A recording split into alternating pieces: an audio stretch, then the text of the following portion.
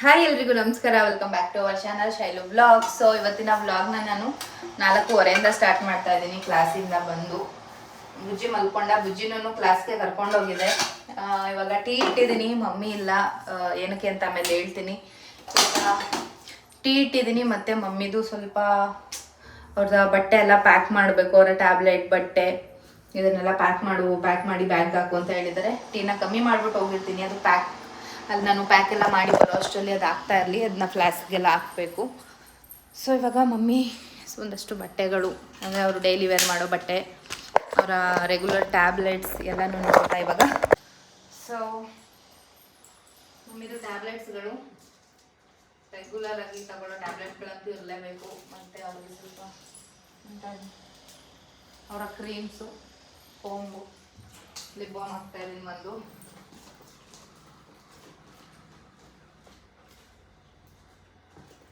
ಮತ್ತು ಅವರ ಟ್ಯಾಬ್ಲೆಟ್ಗಳನ್ನ ಕೂಡ ಇಲ್ಲಿ ಹಾಕ್ಕೊಡ್ತೀನಿ ಸೈಡಲ್ಲಿ. ಮತ್ತು ಅವ್ರಿಗೊಂದು ನೈಟಿ, ಟವಲ್, ಅವರೆಲ್ಲ ಮಮ್ಮಿ ಹಾಸ್ಪಿಟ್ಲಲ್ಲೇ ಸ್ಟೇ ಆಗ್ತಾ ಇದ್ದಾರೆ, ಹಾಗಾಗಿ ಇಲ್ಲಿ ಹಾಕಿಟ್ಟಿರ್ತೀನಿ. ಮತ್ತು ಟೀ ಇಟ್ಟಿದೆ ಅಲ್ವಾ, ಅದನ್ನು ಫ್ಲಾಸ್ಕ್ಗೆ ಕೂಡ ಹಾಕಬೇಕು. ನಮ್ಮ ಮಮ್ಮಿ ಬರ್ತಾರೆ ಇವಾಗ.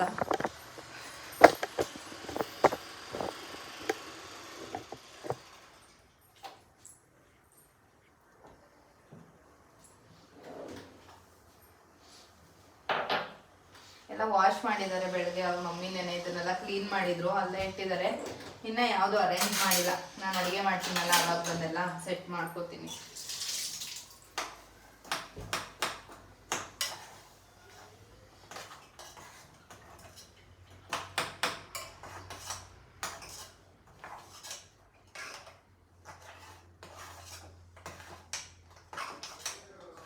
ಸೊ ಫ್ರೆಂಡ್ಸ್, ನಾನು ನಿಮ್ಮ ಜೊತೆ ಇನ್ನೊಂದು ವಿಷಯ ಶೇರ್ ಮಾಡ್ಕೋಬೇಕಿತ್ತು. ಸೊ ಈ ಬ್ಲಾಗಲ್ಲೇ ನಾನು ಈ ವಿಡಿಯೋನ ಆ್ಯಡ್ ಮಾಡ್ತಾ ಇದ್ದೀನಿ.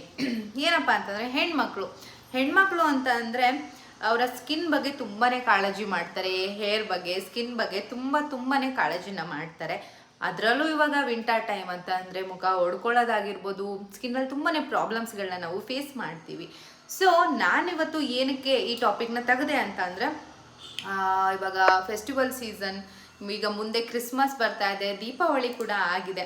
ಈ ಟೈಮ್ಸಲ್ಲಿ ಅಂತಂದರೆ ಏನು, ಹೆಣ್ಮಕ್ಳಿಗೇನು ಚೆನ್ನಾಗಿ ಕಾಣಿಸ್ಬೇಕು, ರೆಡಿ ಆಗಬೇಕು, ಯಾವುದೇ ಫಂಕ್ಷನ್ಸ್ಗೆ ಹೋಗಲಿ, ಎಲ್ಲಾದರೂ ಹೋಗಲಿ, ಹಬ್ಬ ಬರಲಿ, ಏನಿರಲಿ, ಬಟ್ ನಾವು ಚೆನ್ನಾಗಿ ಕಾಣಿಸ್ಬೇಕು. ಸೊ ನಮ್ಮ ಸ್ಕಿನ್ ಚೆನ್ನಾಗಿ ಗ್ಲೋಯಿಂಗ್ ಆಗಿರಬೇಕು ಅಂತ ಏನು ಮಾಡ್ತೀವಿ ಅಂತಂದರೆ, ಎಲ್ಲರೂ ಅಂತ ಹೇಳೋಕ್ಕಾಗಲ್ಲ, ಕೆಲವರಂತೂ ರೆಗ್ಯುಲರ್ ಆಗಿ ಸಲೂನ್ಗೆ ಹೋಗ್ತಾರೆ, ಫೇಶಿಯಲ್ಸ್ನ ಮಾಡಿಸ್ಕೋತಾರೆ, ಹೇರ್ ಸ್ಪಾನ ಮಾಡಿಸ್ಕೋತಾರೆ, ಬಿಕಾಸ್ ಆಫ್ ಅವರ ಸ್ಕಿನ್ ಹೇರ್ನ ಮೇಂಟೈನ್ ಮಾಡೋದಕ್ಕೆ ಅಂತ ಈ ರೀತಿ ಮಾಡ್ತಾರೆ. ಬಟ್ ನಾವು ಫೇಶಿಯಲ್ ಮಾಡಿಸಿದ್ವಿ ಅಂತ ಅಂದರೆ, ಅದು ಇವಾಗ ಫಂಕ್ಷನ್ 3-4 ಡೇಸ್ ಇದೆ ಅಂತಂದರೆ ಇವತ್ತು ಮಾಡಿಸಿದ್ರೆ ಆವಾಗ ಒಳ್ಳೆ ಸ್ಕಿನ್ ತುಂಬಾ ಚೆನ್ನಾಗಿ ಕಾಣಿಸ್ತಾ ಇರುತ್ತೆ, ಗ್ಲೋಯಿಂಗಾಗಿ ಕಾಣಿಸ್ತಾ ಇರುತ್ತೆ. ಅದೇನು ಕಂಪ್ಲೀಟಾಗಿ ಒಂದು ಮಂತ್ಲಿ ಪೂರ ಇರೋದಿಲ್ಲ ನಾನು ನೋಡಿದ ಮಟ್ಟಿಗೆ. ಹಾಗೆ ನಿಮ್ಗೆಲ್ಲರಿಗೂ ಗೊತ್ತು, ನಾನು ಫೇಶಿಯಲ್ನ ರೆಗ್ಯುಲರ್ ಆಗಂತೂ ತಗೊಳ್ಳೋದಿಲ್ಲ. 1-2 or 3 ಟೈಮ್ಸ್ ಅಷ್ಟೇ ನಾನು ಫೇಶಿಯಲ್ನ ತೊಗೊಂಡಿರೋದು. ಕ್ಲೀನಪ್ಗೆ ಹೋಗ್ತೀನಿ, ಅದರ್ವೈಸ್ ಕ್ಲೀನಪ್ಪೂ ಇಲ್ಲ. ಬಿಕಾಸ್ ನಿಮ್ಮೆಲ್ಲರಿಗೂ ಗೊತ್ತು, ನಾನು ಕ್ಯೂರ್ ಸ್ಕಿನ್ ಅವರ ಪ್ರಾಡಕ್ಟ್ನ ಎಷ್ಟು ವರ್ಷದಿಂದ ಯೂಸ್ ಮಾಡ್ತಾ ಇದ್ದೀನಿ ಅಂತ. ಸೊ ಕ್ಯೂರ್ ಸ್ಕಿನ್ ಅವ್ರ ಪ್ರಾಡಕ್ಟ್ ಬಗ್ಗೆ ನೀವು ತುಂಬಾ ಕೇಳಿರ್ತೀರಾ. ಕ್ಯೂರ್ ಸ್ಕಿನ್ ಪ್ರಾಡಕ್ಟ್ನ ಬಂದು ನಮಗೆ ಡರ್ಮಟಾಲಜಿಸ್ಟ್ ಚೆಕ್ ಮಾಡಿ ನಮಗೆ ಕಳಿಸ್ಕೊಡೋವಂಥದ್ದು, ಸುಮ್ಮನೆ ಅಲ್ಲ. ಇವಾಗ ನಾವು ಒಂದು ಸ್ಕಿನ್ ಡಾಕ್ಟರ್ ಹತ್ರ ಹೋಗ್ತೀವಿ ಪರ್ಟಿಕ್ಯುಲರ್ ರೀಸನ್ನ ತೊಗೊಂಡು ಅಂತ ಅಂದರೆ, ಅಪಾಯಿಂಟ್ಮೆಂಟ್ ತೊಗೋಬೇಕು, ವೆಯ್ಟ್ ಮಾಡಬೇಕು, ಅಲ್ಲಿ ಅವರ ಟ್ರೀಟ್ಮೆಂಟ್ಗೋಸ್ಕರ ನಾವು ಕಾಯಬೇಕು, ಯಾವ ಮೆಡಿಸಿನ್ಸ್ ಕೊಡ್ತಾರೆ, ಏನು ಕ್ರೀಮ್ಸ್ ಕೊಡ್ತಾರೆ ಅಂತ ನಾವು ವೆಯ್ಟ್ ಮಾಡ್ತಾ ಇರಬೇಕು. ಬಟ್ ಕ್ಯೂರ್ ಸ್ಕಿನ್ನಲ್ಲಿ ಬಂದು ಈ ರೀತಿ ಏನಿಲ್ಲ. ನೀವು ಕ್ಯೂರ್ ಸ್ಕಿನ್ ಆ್ಯಪ್ನ ಡೌನ್ಲೋಡ್ ಮಾಡಿದ್ರಿ ಅಂತ ಅಂದರೆ ಡೈರೆಕ್ಟ್ ಅಪಾಯಿಂಟ್ಮೆಂಟ್ನ ತೊಗೋಬೋದು ಡಾಕ್ಟರ್ ಹತ್ರ. ಅವ್ರು ಬಂದು ನಿಮ್ಮ ಸ್ಕಿನ್ನನ್ನು ಕಂಪ್ಲೀಟಾಗಿ ಅನಾಲೈಸ್ ಮಾಡ್ತಾರೆ, ನಿಮ್ಮ ಸ್ಕಿನ್ನಲ್ಲಿ ಏನೆಲ್ಲ ಪ್ರಾಬ್ಲಮ್ಸ್ ಇದೆ ಅಂತ ಐಡೆಂಟಿಫೈ ಮಾಡ್ತಾರೆ. ಹಾಗೆ ನಿಮ್ಮ ಸ್ಕಿನ್ಗೆ ಸೂಟ್ ಆಗುವಂತಹ ಕಿಟ್ನ ಅವರು ರೆಫರ್ ಮಾಡ್ತಾರೆ. ನನಗೂ ತುಂಬಾ ಕೊಟ್ಟಿದ್ದಾರೆ ಕ್ರೀಮ್ಸ್. ನಾನಂತೂ 1.5 ಇಯರಿಂದ ಕೂಡ ನಿಮಗೆ ಕ್ಯೂರ್ ಸ್ಕಿನ್ ಬಗ್ಗೆ ಇನ್ಫಾರ್ಮೇಷನ್ನ ಕೊಡ್ತಾನೆ ಇದ್ದೀನಿ. ಹಾಗೆ ನನ್ನ ಸ್ಕಿನ್ನಲ್ಲಿ ಯಾವುದೇ ರೀತಿಯ ಸೈಡ್ ಎಫೆಕ್ಟ್ ಅಂತೂ ಆಗಿಲ್ಲ. ಕ್ಯೂರ್ ಸ್ಕಿನ್ ಪ್ರಾಡಕ್ಟ್ನ ಯೂಸ್ ಮಾಡಿ ರಿಸಲ್ಟ್ ಅಂತೂ ತುಂಬಾ ಚೆನ್ನಾಗಿದೆ. ಪಿಂಪಲ್ಸ್ ಆಗಿರಲಿ, ಟ್ಯಾನ್ ಆಗಿರಲಿ, ಡಾರ್ಕ್ ಸರ್ಕಲ್ಸ್, ಏನೇ ಸ್ಕಿನ್ ಪ್ರಾಬ್ಲಮ್ಸ್ ಇರಲಿ, ಕ್ಯೂರ್ ಸ್ಕಿನ್ನಲ್ಲಿ ನಿಮ್ಮ ಸ್ಕಿನ್ನನ್ನು ಅನಾಲೈಸ್ ಮಾಡಿ ನಂತರ ನಿಮಗೆ ಟ್ರೀಟ್ಮೆಂಟ್ನ ಸ್ಟಾರ್ಟ್ ಮಾಡ್ತಾರೆ. ಇಷ್ಟೇ ಅಲ್ಲ, ಕ್ಯೂರ್ ಸ್ಕಿನ್ ಆ್ಯಪಲ್ಲಿ ಬಂದು ಫ್ರೀ ಆಫ್ ಕಾಸ್ಟಲ್ಲಿ ನಿಮಗೆ ಡಾಕ್ಟರ್ ಕನ್ಸಲ್ಟೇಷನ್ ಸಿಗುತ್ತೆ. ಯಾವುದೇ ರೀತಿಯ ಚಾರ್ಜಸ್ ಅಂತೂ ಇರೋದಿಲ್ಲ. So don't worry, free of ಕಾಸ್ಟಲ್ಲಿ ನಿಮಗೆ ಡಾಕ್ಟರ್ ಕನ್ಸಲ್ಟೇಷನ್ ಆಗಿರ್ಬೋದು, ಹಾಗೆ ನಿಮ್ಮ ಡಯಟ್ ಪ್ಲಾನ್ನ ಕೂಡ ಅವರು ಕೊಡ್ತಾರೆ. ನೀವು ಎಷ್ಟು ಲೀಟರ್ ನೀರನ್ನ ಕುಡಿಬೇಕು, ಹೇಗೆ ನಿಮ್ಮ ಸ್ಕಿನ್ನ ಹೈಡ್ರೇಟಿಂಗ್ ಆಗಿ ಇಡಬೇಕು, ಯಾವ ರೀತಿ ನಿಮ್ಮ ಸ್ಕಿನ್ನನ್ನು ಹೆಲ್ತಿಯಾಗಿ ಮೇಂಟೈನ್ ಮಾಡ್ಬೋದು, ಇದ್ರ ಬಗ್ಗೆ ಎಲ್ಲ ಅವರು ಕಂಪ್ಲೀಟಾಗಿ ಮಾಹಿತಿನ ಕೊಡ್ತಾರೆ. ಸೊ ನಾನು ಇಲ್ಲಿ ಪಿಕ್ಚರ್ಸ್ನ ಆ್ಯಡ್ ಮಾಡ್ತಾ ಹೋಗ್ತೀನಿ. ನಾನು ಫಸ್ಟ್ ಕನ್ಸಲ್ಟೇಷನಲ್ಲಿ ಯಾವ ರೀತಿ ಇತ್ತು ನನ್ನ ಸ್ಕಿನ್, ಹಾಗೆ 3 months ಬ್ಯಾಕ್ ಯಾವ ರೀತಿ ಇತ್ತು, ಆ್ಯಂಡ್ ನೆನ್ನೆ ತೆಗೆದಿರುವಂಥ ಪಿಕ್ಕಲ್ಲಿ ಯಾವ ರೀತಿ ಇದೆ ನನ್ನ ಸ್ಕಿನ್, ಹಾಗೆ ನನ್ನ ಸ್ಕಿನ್ನಲ್ಲಿ ಎಷ್ಟೆಲ್ಲ ಇಂಪ್ರೂವ್ಮೆಂಟ್ಗಳಾಗಿದೆ ಅಂತ ನೀವೇ ನೋಡ್ತಾ ಇರ್ಬೋದು. ಸೊ ನನ್ನ ಡಿಸ್ಕ್ರಿಪ್ಷನಲ್ಲಿ ಕ್ಯೂರ್ ಸ್ಕಿನ್ ಆ್ಯಪ್ದು ಲಿಂಕ್ ಇದೆ, ಆ್ಯಂಡ್ ನಾನು ನನ್ನ ಕಾಮೆಂಟ್ ಸೆಕ್ಷನಲ್ಲಿ ಕೂಡ ಇವರ ಆ್ಯಪ್ನ ಪಿನ್ ಮಾಡಿರ್ತೀನಿ, ಲಿಂಕ್ನ ಪಿನ್ ಮಾಡಿರ್ತೀನಿ. ನೀವು ಹೋಗಿ ಡೌನ್ಲೋಡ್ ಮಾಡ್ಕೊಳ್ಳಿ. ನಿಮ್ಮ ಸ್ಕಿನ್ನಲ್ಲಿ ಏನೇ ಪ್ರಾಬ್ಲಮ್ ಇದ್ರೂ ಸಾಲ್ವ್ ಆಗುತ್ತೆ. ಹಾಗೆ ನಿಮಗೆ ಈ ಪ್ರಾಡಕ್ಟ್ಗಳ ಮೇಲೆ ಡಿಸ್ಕೌಂಟ್ ಏನಾದರೂ ಬೇಕು ಅಂತಂದರೆ ಇಲ್ಲಿ ಡಿಸ್ಪ್ಲೇ ಆಗ್ತಿರುವಂಥ ಕೂಪನ್ ಕೋಡ್ನ ನೀವೇನಾದರೂ ಯೂಸ್ ಮಾಡಿದ್ರಿ ಅಂತ ಅಂದರೆ ನಿಮಗೆ ಡಿಸ್ಕೌಂಟ್ ಕೂಡ ಸಿಗುತ್ತೆ. ಸೊ ಬೇಗ ಹೋಗಿ, ನಿಮಗೂ ಸ್ಕಿನ್ ಪ್ರಾಬ್ಲಮ್ಸ್ ಇತ್ತು ಅಂತ ಅಂದರೆ ಈ ಆ್ಯಪ್ನ ವಿಸಿಟ್ ಮಾಡಿ, ಫ್ರೀ ಆಫ್ ಕಾಸ್ಟಲ್ಲಿ ಡಾಕ್ಟರ್ ಕನ್ಸಲ್ಟೇಷನ್ನ ತೊಗೊಳ್ಳಿ. ನಿಮ್ಮ ಸ್ಕಿನ್ ಹೆಲ್ತಿಯಾಗಿ ಚೆನ್ನಾಗಿರೋ ರೀತಿ ಇವರು ನಿಮಗೆ ಕಿಟ್ಟನ್ನು ರೆಫರ್ ಮಾಡ್ತಾರೆ.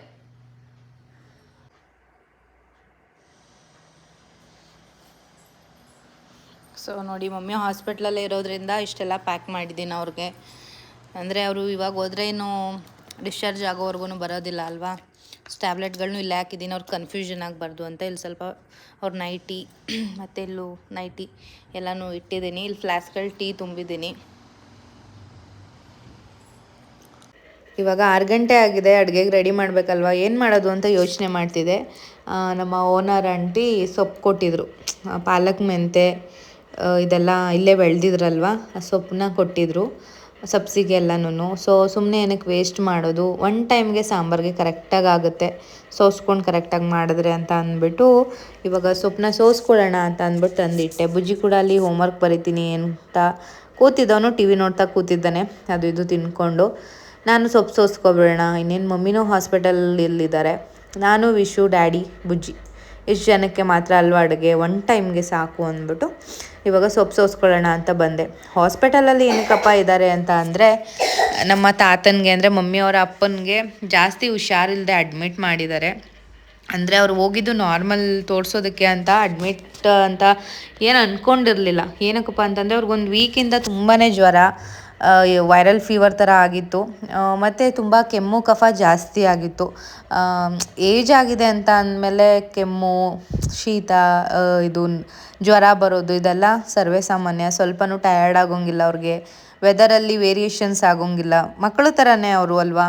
ಆದರೆ ನಮ್ಮ ತಾತ ತುಂಬಾ ಆ್ಯಕ್ಟಿವ್, ಹೈಪರ್ ಆ್ಯಕ್ಟಿವ್ ಅಂತ ಹೇಳ್ಬೋದು. ಚೆನ್ನಾಗಿದ್ರು ಅಂತಂದರೆ ಏನು ಕೆಲಸ ಬೇಕಾದರೂ ಮಾಡ್ಕೊಬರ್ತೀನಿ ಅನ್ನೋ ಕೆಪಾಸಿಟಿ ಇರೋರು. Main pillar of the house ಅಂತಾರಲ್ಲ, ಹಾಗೆ main pillar of the family ಅಂತ ಹೇಳ್ಬೋದು. ಯಾರು ಏನೇ ಕೆಲಸ ಮಾಡಲಿ, ಏನಾದರೂ ಒಳ್ಳೇದನ್ನ ಮಾಡ್ತಾ ಇದ್ದೀವಿ ಅಂತಂದರೆ ಅವ್ರನ್ನ ಕೇಳಿ ಡಿಸಿಷನ್ನ ತಗೊಂಡು ಮುಂದಕ್ಕೆ ಹೋಗೋದು. ಏನಕ್ಕಪ್ಪ ಅಂತಂದರೆ ದೊಡ್ಡವರು, ಅವ್ರಿಗೆ ಅನುಭವ ಜಾಸ್ತಿ, ಈ ರೀತಿ. ಆದರೆ ಅವ್ರಿಗೆ ಮಮ್ಮಿನೇ ಕರ್ಕೊಂಡೋಗಿದ್ದಾರೆ ಹುಷಾರಿಲ್ಲ ಅಂತ ತೋರಿಸೋದಕ್ಕೆ, ಕೆಮ್ಮು ಜ್ವರ ಎಲ್ಲ ಕಮ್ಮಿ ಆಗ್ತಿಲ್ವಲ್ಲ ಅಂತ. ಸೊ ಡಾಕ್ಟರು ಹಾಸ್ಪಿಟಲ್ಗೆ ಅಡ್ಮಿಟ್ ಮಾಡಿ ಬೇರೆ ಹಾಸ್ಪಿಟಲ್ಗೆ ನಾನು ರೆಫರ್ ಮಾಡ್ತೀನಿ ಅಂತ ರೆಫರ್ ಮಾಡಿದ್ದಾರೆ. ಬಟ್ ಎಲ್ಲ ಚೆಕಪ್ಪು ಮಾಡಿಸ್ಬೇಕು, ಶುಗರ್, BP, ಯೂರಿನ್, ಬ್ಲಡ್ ಎಲ್ಲ ಚೆಕಪ್ಪು ಮಾಡಿಸಿ ರಿಪೋರ್ಟ್ ಬರಲಿ ಅಂತ ಹೇಳಿದ್ದಾರೆ. ಇನ್ನೂ ಹೇಳಿಲ್ಲ ಏನೂ ಕರೆಕ್ಟಾಗಿ. ನನಗೂ ಸಿಕ್ಕಾಪಟ್ಟೆ ಮನಸ್ಸಿಗೆ ಬೇಜಾರಾಗ್ತಿದೆ, ಯಾಕೋ ಟೈಮೇ ಸರಿ ಇಲ್ವೇನೋ ಅನ್ನೋ ರೀತಿ.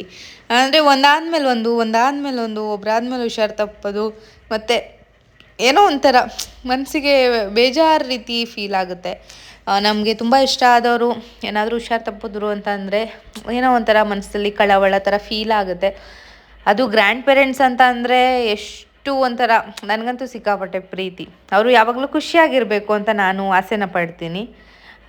ಡ್ಯಾಡಿ ಇವಾಗ ಕೆಲಸದಿಂದ ಬಂದು ಅವ್ರ ಪಾಪ ಫ್ರೆಶ್ ಅಪ್ ಆಗಿದ್ದಾರೆ, ಅವರು ನೋಡ್ಕೊಬರಕ್ಕೆ ಹೋಗ್ತೀನಿ ರೆಡಿ ಆಗಿಬಿಟ್ಟು ಅಂತ ಹೇಳ್ತಾಯಿದ್ರು. ನಾನು ಕೂಡ ಸರಿ ಅಂತ ಅಂದ್ಬಿಟ್ಟು ಇಲ್ಲಿ ಸೊಪ್ಪು ಸೋಸ್ತಾ ಇದ್ದೀನಿ. ಬೇಗ ಹುಷಾರಾಗಲಿ ಅಂತ ನಾನು ದೇವ್ರ ಹತ್ರ ಕೇಳ್ಕೊತೀನಿ. ಸೊ ಏನೋ ಒಂಥರ ವಿಷು ಬರೋದು 11:30 12:30 ಆಗುತ್ತೆ. ಇವಾಗ ಡ್ಯಾಡಿನೂ ಅಲ್ಲಿಗೆ ಹಾಸ್ಪಿಟಲ್ಗೆ ಹೋದರೆ ನಾನು ಬುಜ್ಜಿ ಇಬ್ರು ಅವನಿಗೆ ಹೋಮ್ವರ್ಕ್ ಬರೆಸ್ತಾ ಮಾತಾಡ್ತಾ ಟೈಮ್ ಪಾಸ್ ಮಾಡಬೇಕು. ಮಮ್ಮಿ ಇಲ್ಲ ಅಂತಂದರೆ ಏನೋ ಒಂಥರ ಬೇಜಾರಂತ ಅನ್ನಿಸ್ತಾ ಇರುತ್ತೆ, ಮನೆಯೆಲ್ಲ ಬಿಕೋ ಅಂತ ಅನ್ನಿಸ್ತಾ ಇರುತ್ತೆ ಸೀರಿಯಸ್ಲಿ. ನೋಡೋಣ ಮಮ್ಮಿ ಯಾವಾಗ ಬರ್ತಾರೆ. ಅಪ್ಪ ಹುಷಾರಾದರು ಅಂತ ಅಂದರೆ ಅವರು ಕೂಡ ಬರ್ತಾರೆ. ನಮ್ಮ ಚಿಕ್ಕಮ್ಮ ಎಲ್ಲರೂ ಬರ್ತಾರೆ ಅಲ್ವಾ. ಸೊ ಹೀಗೆ ಒಂದೊಂದು ದಿನ ಇದ್ದು ನೋಡ್ಕೋತಾರೆ. ಸೊ ಆದಷ್ಟು ಬೇಗ ಅಪ್ಪ ಹುಷಾರಾದ್ಮೇಲೆ ಖಂಡಿತವಾಗ್ಲೂ ತೋರಿಸ್ತೀನಿ. ಅವರೇನೋ ಒಂಥರ ಆ್ಯಕ್ಟಿವ್ ಆಗಿದ್ರು ಅಂದರೆ ಯಾವಾಗಲೂ ಅವರು ಖುಷಿಯಾಗಿ ಚೆನ್ನಾಗಿರಬೇಕು ಅನ್ನೋದೇ ಆಸೆ. ಹಾಗೆ ನೀವು ಕೂಡ ನೋಡಿರ್ತೀರ ನಮ್ಮ ತಾತನ್ನ. ನಾನು ತುಂಬ ವೀಡಿಯೋಸಲ್ಲಿ ತೋರಿಸಿದ್ದೆ. ಐ ಥಿಂಕ್ ನಾನು ತೋರಿಸಿರೋ ರೀಸೆಂಟ್ ವೀಡಿಯೋ ಅಂತಂದರೆ ನಮ್ಮ ದೊಡ್ಡಮ್ಮ ಅವ್ರ ಮನೆ ಗೃಹ ಪ್ರವೇಶದಲ್ಲಿ ತೋರಿಸಿದ್ದೆ ನೋಡಪ್ಪ. ಅವರು ಕೂತಿರೋದೆಲ್ಲ ಕ್ಯಾಪ್ಚರ್ ಮಾಡ್ಕೊಂಡಿದ್ದೆ. ಅದೇನೋ ಒಂಥರ ಖುಷಿ ಅಂತ ಅನಿಸುತ್ತೆ. ಅವರು ಬೇಗ ಹುಷಾರಾಗಬೇಕು ಅಷ್ಟೇನೆ. ಇವಾಗ ಸೊಪ್ಪೆಲ್ಲ ಸೋಸ್ಕೊಂಡೆ. ಇವಾಗ ಅಡುಗೆಗೆಲ್ಲ ರೆಡಿ ಮಾಡಿಬಿಟ್ಟು ಬೇಗ ನಾಳೆ ಅವ್ರಿಗೆ ಹಾಸ್ಪಿಟಲ್ಗೆ ತಿಂಡಿ ಕೊಟ್ಟು ಕಳಿಸ್ಬೇಕು. ಇಡ್ಲಿಗೆ ನೆನೆಸಿದ್ದೆ ನಾನು, ಅದನ್ನೆಲ್ಲ ರುಬ್ಬಬೇಕು. ಮತ್ತು ಹೂಕೋಸೆಲ್ಲನೂ ಇವಾಗಲೇ ಕಟ್ ಮಾಡಿ ಇಟ್ಬಿಡ್ತೀನಿ ಫ್ರಿಡ್ಜಲ್ಲಿ ನೀಟಾಗಿ. ನಾಳೆ ಎದ್ದು ಪಲ್ಯ ಮಾಡ್ಕೋಬೋದಲ್ವ. ನೋಡಿ ಅಕ್ಕಿ ಕೂಡ ರುಬ್ಬಿಟ್ಟಿದ್ದೀನಿ. ಮತ್ತು ಇವಾಗ ಹೂಕೋಸೆಲ್ಲ ಕಟ್ ಮಾಡ್ಕೋತಾ ಇದ್ದೀನಿ. ಅಂದರೆ ಕೆಲಸಗಳು ಕಮ್ಮಿ ಆಗುತ್ತೆ ಅಲ್ವ. ನಾಳೆ ಎದ್ದು ಹೂಕೋಸು ಕ್ಲೀನ್ ಮಾಡಿ ಕಟ್ ಮಾಡಿ ಮತ್ತೆ ಗೊಜ್ಜು ಮಾಡೋದಕ್ಕೆ ಸ್ವಲ್ಪ ಟೈಮ್ ಆಗುತ್ತೆ. ಅದರಲ್ಲಿ ಬುಜಿನ ಸ್ಕೂಲಿಗೆ ಕಳಿಸ್ಬೇಕು, ಮನೆ ಕೆಲಸ ಇರುತ್ತೆ. ಇನ್ನು ಡ್ಯಾಡಿ ವಿಶುಗೆಲ್ಲ ಬ್ರೇಕ್ಫಾಸ್ಟು, ಇನ್ನು ನಾನು ಕ್ಲಾಸ್ಗೆ ಹೋಗಬೇಕು. ಇದೆಲ್ಲ ನನಗೆ 10 ಗಂಟೆ ಒಳಗೇ ಆಗಿರಬೇಕು. ಬುಜ್ಜಿ ಹೋಗೋದು ಕರೆಕ್ಟಾಗಿ 9 ಗಂಟೆ ಅಂದರೆ 1 ಅವರಲ್ಲಿ ಎಲ್ಲ ಕೆಲಸ ಮುಗಿಸಿ ನಾನು ಸ್ನಾನ ಮಾಡಿ ನಾನು ಪೂಜೆ ಮಾಡಿ ತಿಂಡಿ ಮಾಡಿ ಹೋಗೋಕ್ಕೆ ನನಗೆ ಸಿಕ್ಕಾಪಟ್ಟೆ ಕಷ್ಟ ಅಂತ ಅನಿಸುತ್ತೆ. ಹಾಗಾಗಿ ನೈಟ್ ಎಷ್ಟಾಗುತ್ತೋ ಅಷ್ಟು ಕೆಲಸಗಳನ್ನ ನಾನು ಇಲ್ಲೇ ಮಾಡ್ಕೋತಾ ಇದ್ದೀನಿ. ಮಮ್ಮಿ ಇದ್ದರೆ ಮಮ್ಮಿ ಹೆಲ್ಪ್ ಮಾಡಿಕೊಡ್ತಾರೆ. ಬಟ್ಟೆ ಒಗೆಯೋದು ಅದೆಲ್ಲ ಮಮ್ಮಿ ಕೆಲಸನೇ. ಸೊ ಮಮ್ಮಿ ಇಲ್ಲ ಅಂತ ಅಂದರೆ ಒಬ್ಬರು ಮಾಡೋದಕ್ಕೂ ಕೆಲಸ, ಎಲ್ಲರೂ ಮಾಡೋದಕ್ಕೂ ತುಂಬಾ ಇರುತ್ತೆ ಅಲ್ವಾ. ಸೊ ಹಾಗಾಗಿ ಇವಾಗ ಬೇಗ ನಾಳೆ ಬೆಳಿಗ್ಗೆ ಎಷ್ಟು ಅಪ್ಪಂಗೆ ಅಂತಂದರೆ ಒಂದು 8:30ಗೆಲ್ಲ ಬ್ರೇಕ್ಫಾಸ್ಟ್ ಕೊಡೋಂಗೆ ಮಾಡ್ತೀನಿ. ಸೊ ಇವಾಗಲೇ ಅರ್ಧ ಕೆಲಸಗಳು ಮುಗಿಸ್ಕೊಬಿಟ್ರೆ ಈಸಿ ಆಗುತ್ತೆ ಅಲ್ವಾ ಅಂತ ಅಂದ್ಬಿಟ್ಟು ಇವತ್ತಿನ ವ್ಲಾಗ್ ಏನೋ ಒಂಥರ ಅವ್ರು ಬೇಗ ಹುಷಾರಾಗಲಿ ಅಂತ ನಾನು ತುಂಬ ಡಲ್ಲಾಗೇನು ಹೇಳೋಕ್ಕಾಗಲ್ಲ. ಹುಷಾರಾಗಬೇಕು. ಇನ್ಫೆಕ್ಷನ್ ಎಲ್ಲ ಆಯಿತು ಅಂತ ಅಂದರೆ ಸ್ವಲ್ಪ ಹೋಗೋದಕ್ಕೆ ಟೈಮ್ ತೊಗೊಳುತ್ತೆ. ಬಟ್ ಅಲ್ಲಿ ಎಲ್ಲ ಇಂಜೆಕ್ಷನ್ ಡ್ರಿಪ್ಸ್ ಎಲ್ಲ ಹಾಕಿರೋದ್ರಿಂದ ಬೇಗ ಹುಷಾರಾಗ್ತಾರೆ. ಮತ್ತು ನಾನು ಇವತ್ತಿನ ವ್ಲಾಗ್ನ ಇಲ್ಲಿಗೆ ಎಂಡ್ ಮಾಡ್ತಾ ಇದ್ದೀನಿ. ಮುಂದಿನ ವೀಡಿಯೋದಲ್ಲಿ ಅಪ್ಡೇಟ್ಸ್ನ ಕೊಡ್ತೀನಿ, ಅಪ್ಪ ಹೆಂಗಿದ್ದಾರೆ ಇವಾಗ ಅನ್ನೋದ್ರ ಬಗ್ಗೆ ಎಲ್ಲ. ನಿಮ್ಮೆಲ್ಲರ ಬ್ಲೆಸ್ಸಿಂಗ್ಸ್ ಯಾವಾಗಲೂ ಇರಲಿ ಅವ್ರ ಮೇಲೆ. ಅವ್ರು ಬೇಗ ಹುಷಾರಾಗಲಿ ಅಂತ ನೀವು ಕೂಡ ಕೇಳ್ಕೊಳ್ಳಿ ದೇವ್ರ ಹತ್ರ. ಸೊ ವಿಡಿಯೋ ಇಷ್ಟ ಆದರೆ ಲೈಕ್ ಮಾಡಿ, ಶೇರ್ ಮಾಡಿ, ಕಾಮೆಂಟ್ ಮಾಡಿ. ತುಂಬ ಜನ ನಾನು ವೀಡಿಯೋ ಒಂದಿನ ಹಾಕಲಿಲ್ಲ ಅಂದರೆ ಯಾಕೆ ಹಾಕಿಲ್ಲ ಅಂತ ಕ್ವೆಶನ್ ಕೇಳ್ತಿರ್ತೀರ. ಸೊ ದಯವಿಟ್ಟು ಸಾರಿ. ನನಗೆ ಏನೋ ಇತ್ತೀಚೆಗೆ ಮನಸ್ಸಿಗೆ ಒಂಥರ ಬೇಜಾರು ಅನ್ನಿಸ್ದಾಗ ವೀಡಿಯೋನೇ ಹಾಕೋದಿಲ್ಲ. ನಾನು ಹಾಕ್ತೀನಿ, ಅದರಲ್ಲಿ ಬೇರೆ ಕ್ಲಾಸ್ ಎಲ್ಲ ಇರುತ್ತೆ. ಆ್ಯಂಡ್ ಮತ್ತೊಂದು ವೀಡಿಯೋದೊಂದಿಗೆ ಸಿಗ್ತೀನಿ. Thank you, bye.